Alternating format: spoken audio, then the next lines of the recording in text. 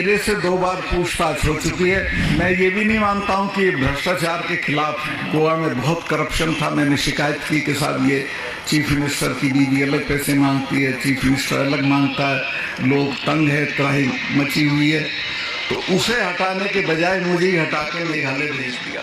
तो पुलवामा का हमला था, कई लोग कहते हैं गवर्नर साहब ने उस वक्त क्यों नहीं कहा, वो ठीक से पढ़ते नहीं अखबार। मैंने उसी दिन, मतलब हमला जिस दिन हुआ उसी दिन 1 घंटे के बाद 2 चैनल को ये इंटरव्यू दे दिया था कि इसमें हमारी सरकार की यानी बेसिकली होम मिनिस्ट्री की गलती रही। इनसे इन्होंने जहाज़ मांगे थे और इतना लंबा कारवां सड़क से नहीं ले जाया जाता है, क्योंकि हमले की आशंका रहती है। तो जहाज़ 4 महीने तक एप्लीकेशन पड़ी रही होम मिनिस्ट्री में और उनकी बात नहीं मानी गई, तब वो सड़क से चले।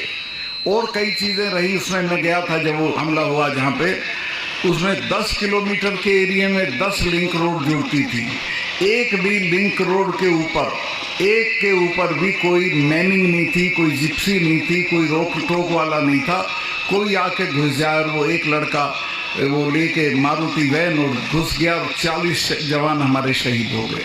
मैं जब ये प्रधानमंत्री जी अपनी शूटिंग करा रहे थे एक विदेशी चैनल को, हमारा एक यूपी में बहुत, अब तो वो उसमें चला गया उत्तराखंड में, नेशनल कॉर्बेट पार्क है, उसमें करा रहे थे। तो उससे बाहर निकल के उन्होंने मुझे किसी होटल या ढाबे से फ़ोन किया कि सतपाल भाई क्या हुआ। मैं कहा साहब ऐसे ऐसे हुआ और हमारे 40 लोग मारे गए और मरे वो हमारी गलती से है। तो उन्होंने मुझे कहा कि नहीं चुप रहना, इस पर कुछ नहीं बोलना तुमको। मैंने समझा शायद ये जांच करेंगे इसकी, उसकी कोई जांच नहीं हुई। तीसरे दिन उसको चुनाव का मुद्दा बना दिया और उन बच्चों की लाश पे चुनाव ये जीत के आए। मैं आपसे कहूँगा अगर आपने जरा भी उन बच्चों के लिए हमदर्दी है तो इस बार के चुनाव में इस बात की इनको सज़ा दी जानी चाहिए कि या तो ये जांच कराएं और नहीं तो उनकी लाश के साथ ये भस्म हो जाए, इनको ख़त्म कर दें हम लोग। धारा 370 ऐसी धारा थी कि उसके रहते हुए कश्मीरी लोग जब हम लोग जाते थे तो हम लोगों को कहते थे हिंदुस्तान से आए, मतलब वो अपने को हिंदुस्तान का हिस्सा नहीं मानते थे। तो वो हटनी ज़रूरी थी। वो हटाते वक्त दिल्ली डरती थी कि पता नहीं क्या होगा।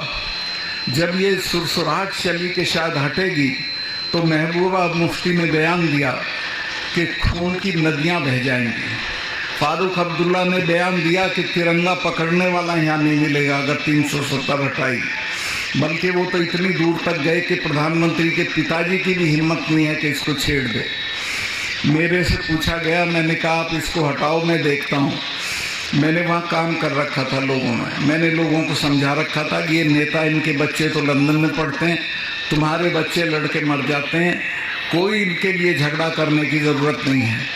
और आप हैरत करोगे कि जिस दिन 370 हटी है, ये तीनों चीफ मिनिस्टर हम लोगों ने गिरफ्तार कर, नज़रबंदी करे थे, गिरफ्तार तो क्या एक चिड़िया नहीं बोली और पूरे प्रोसेस में हमको एक गोली नहीं चलानी पड़ी।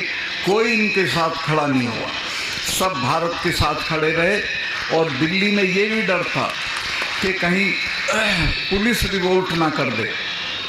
मैं कश्मीर की पुलिस के लिए बहुत काम किया था और मैं उनकी तारीफ करूंगा कि ईद का मौका था, एक सिपाही ने भी छुट्टी नहीं मांगी उस दौरान में, सब ने पुलिस लाइन में ईद मनाई। तो कोई बगावत दिल्ली के खिलाफ नहीं हुई और ठीक ठाक होके 370 हट गए। अब मैं जब गोवा में था तो मेरा इंटरव्यू करने एक सुदर्शन टीवी वाला आ गया। बाकी चीज़ों पे बातचीत हुई गोवा के बारे में, लेकिन उसने ये लिख दिया इंटरव्यू में, ये कह दिया कि सतपाल मलिक जी जो 370 हटाने के लिए जिम्मेवार हैं उनसे मैंने बातचीत की। अगले ही दिन मुझे प्रधानमंत्री ने खुद फ़ोन उठा के करा, अरे भाई फिर बोल दिया आप कश्मीर के बारे में। मैं कहा साहब मैं तो नहीं बोला। कहने नहीं, उसने ऐसे ऐसे बोला। मैं कहा बोल दिया होगा पर मैंने नहीं कहा ये कि मैंने हटाई।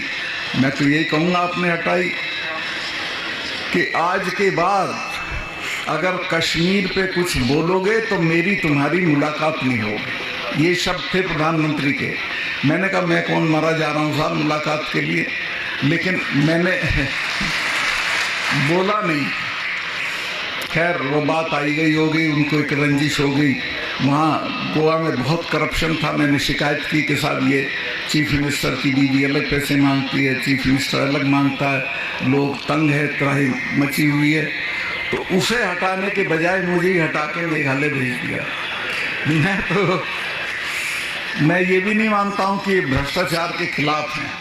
और अब जो ताज़ा है, जो आखिरी बात कह रहा हूँ, मैंने वहाँ का ये बताया था कि 2 मामलों में 150 करोड़ रुपए की रिश्वत थी, जो मैंने दोनों मामले कैंसिल कर दिए थे। उसमें मैंने नाम बताए, लेकिन सीबीआई इंक्वायरी करा के उनकी जांच नहीं हो रही है, उनसे पूछताछ नहीं हो रही है। मेरे से 2 बार पूछताछ हो चुकी है और मेरे स्टाफ के सारे लोगों के फ़ोन लेके चले गए। 2 दिन उनसे पूछताछ की जम्मू में।